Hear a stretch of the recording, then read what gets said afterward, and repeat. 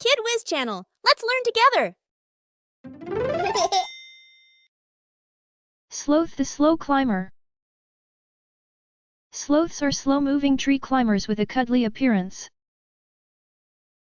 Baby sloths are called slothlets and they have adorable faces. A baby sloth's fur often has a different color than its parents' fur. Sloth babies learn essential life skills by clinging to their mothers. They spend most of their time hanging onto their moms.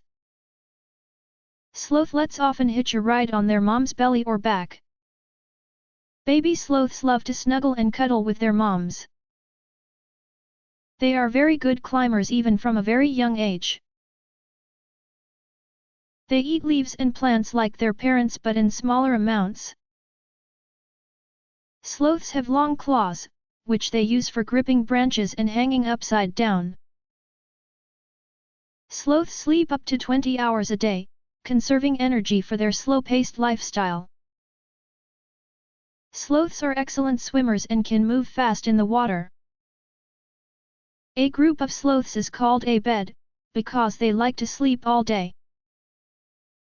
Sloths have a special neck that lets them turn their heads in a super cool way, almost all the way to the beginning.